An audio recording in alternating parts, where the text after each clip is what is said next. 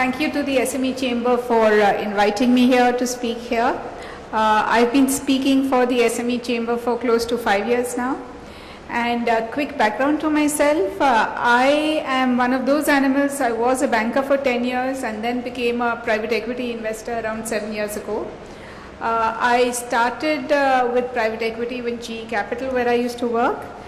I then moved to an SME-focused fund called Aureus Capital. That was an initiative from the government of UK through an agency called the Commonwealth Development Corporation.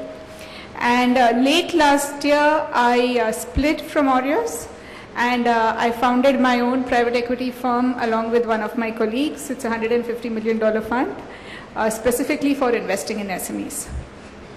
So that's a quick background to myself. I'm not sure how much you can see on the slide, so I'm just going to quickly give you the background. I think the SME Chambers has been doing a lot of conferences relating to PE and VC, and I'm not sure how much of the audience is aware of the PE VC background. But just to give you a quick structure, most PE funds are very similar to mutual funds. You have investors putting in money, all the money is housed in a trust, and you have another agency called the managers who are managing those funds.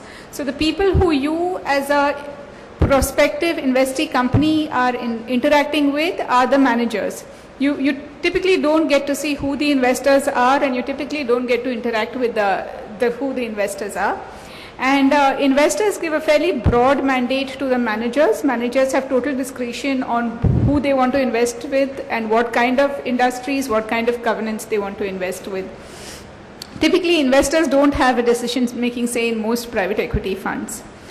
If you look at most of the PE funds in India, most of the capital, most of the investors in the PE funds today is offshore capital. It's probably an educated guess, but around 90% of the funds in the PE funds would be offshore capital. My guess is today, we talk of commitments, but broadly to give you a parallel, the money with the whole sample space of PE funds in India will be somewhere around 100,000 crores, and 90% of it is offshore. A lot of it is changing.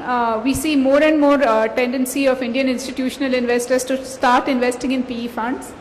Most of it is also institutional money. Most of it is from large US organizations like endowments, pension funds. You also have specific organizations called fund of funds. You have family offices. You have development financial institutions, which are government initiatives to invest in emerging economies. And to some extent, you also have single large individual investors. The reason why I'm giving you this background is when you are talking to a PE fund or a VC fund, it's important for you to know who their investors are, because a lot of their operating style will depend on who their investors are. Typically, if you are looking at help from the fund managers are small teams. So the entire fund manager, even if it's like a 1,000 crore fund, will not have more than 20 people. Typically, it's not unusual to see fund manager teams of as low as 5 to 6 and going up to around 20. But there's a lot of networking advantage they can bring, especially if they have individual investors, if they have large family investors. There's a lot of doors they can open through their investor base. Profile of most of the funds in India, you have two broad kind of funds in India, and I'm speaking more on the private equity side rather than the venture side. One is the larger funds. So these are funds which will typically put in, let's say, more than 100 crores per transaction. And the bulk of funds in India today are the larger funds. There's far more capital available for larger companies than there is for SMEs. Those are largely either captive or they're part of global funds. So global funds means they're still partnerships, but they're global partnerships. It's a single pool of capital, and they decide whether they want to invest in India out of it, or China out of it, or a developed economy out of it. The scene for SME funds is slightly different. Most of the SME funds operating in India today are domestic focused funds. The small funds typically between anywhere from $50 million, which is around 250 crores, to $200 million, which is around 1,000 crores. And typically they're partnerships. So typically they're professionals who have quit their jobs, who have raised the money and who are investing. So you have few, Reliance Capital, obviously he said they started an SME fund, but you have few large organization backed SME funds. Most of those are of partnership nature in India. There are some advantages and there is some disadvantage to the Indian PE structure. The advantages are that because this small partnerships, decision making is fairly quick and it is all local. So, you don't have individuals who say, I have to go back to somebody and get approval. The person who is talking to you is typically the decision maker. Most funds do have investment committees, but investment committees are typically only for checks and balances. So typically it's very unusual to see an SME focused fund taking a transaction to an investment committee and investment committee turning it down. So the person who's talking to you is the primary decision maker, and he's also the person who can tell you what can work, what can't work, what you need to do to make it work. Broadly, like I mentioned before, the mandates from investors are very broad. They don't tell the funds what to do or what not to do. They give some kind of mandates that don't invest in negative list of industries. Typically negative lists might include things like alcohol, defense, environmental polluting industries, things that are not employee friendly. There might be some restrictions from the investors on rights which you give to the promoter, rights that the fund manager takes from the promoter, but otherwise it's a fairly broad mandate.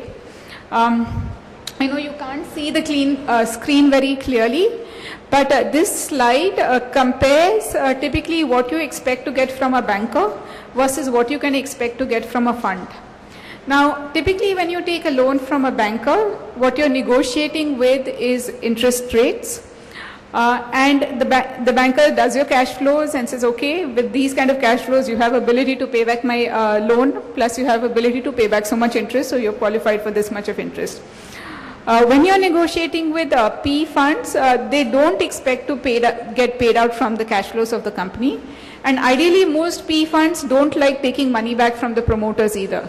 So their source of payback is from a third party. When they do an exit, it could be typically an IPO, or it could be sale of their equity holding to a third party. And most seasoned PE players will typically not like to be in a situation where you're negotiating with a promoter for a buyback, because that's when, as an investor, you don't get good pricing. You're far better pricing when you're talking to a third party who's willing to buy your stake out. Second thing is, when a PE investor is coming in, he's taking up part of your company. So he's taking up an equity stake. So he's coming in as a partner. He's not coming in as a financial investor. So if he's coming on as a partner, then it's his role to take on as much risk as the entrepreneur is taking risk. If the business does well, the entrepreneur profits and the fund profits. If the business does not do well, the entrepreneur goes down and the fund goes down. So their ups and downs are linked to each other, unlike with a bank where you're obliged to pay interest even in downsides. Typically, most funds look at fairly high returns. They don't calculate their successes in terms of this is the IRR or this is the interest I made on a transaction. Typically, when most PE funds talk within the community, they say, okay, in this investment I made 2 times or 3 times or 4 times. So the thinking process is how many times can you multiply your investment. And it's typically also, I would say, the thinking process of an entrepreneur himself. He says over a 4-year period, this is how many times I multiplied my investment. The other important thing is a bank, even if it has an SME sector, will typically have thousands and thousands of customers. Whereas one PE fund will not have more than probably 10 to 15 customers, which they will build up over a period of 3 to 4 years. So typically a fund looks at investing not more than 3 transactions a year, 2 to 3 transactions a year. They take their investments very, very seriously. They'll do an immense amount of effort in due diligence in understanding the whole business, understanding your suppliers, understanding your customers, your employees. They'll want to meet a lot of, they'll spend 2 to 3 months just talking to you. And also there's a flip side to it. If they're doing only 15 funds a year, it means there's less capital available for the industry, for the SME industry as a whole. I'm just going back to the segment on the Indian PE industry. This slide basically maps out all the players, and the gray bars, if you can see them, their deal activity. So there's far more deal demand in the SME sector, and there's far less number of players in the SME sector. This is kind of just a visual capturing, and I think that is the reality of the situation. I mean, we can say, oh, you know, SME needs more funds, etc., etc., etc., but this is the reality, and we have to live with the reality. The reason why this exists is it's difficult to manage an SME business from an equity point of view. There are significant risks associated with an SME business when times are bad. SME businesses have liquidity risks. There are issues with your customers don't pay at times. So there are significant business risks associated with an SME business, whereas it's far easier to do a large-sized transactions.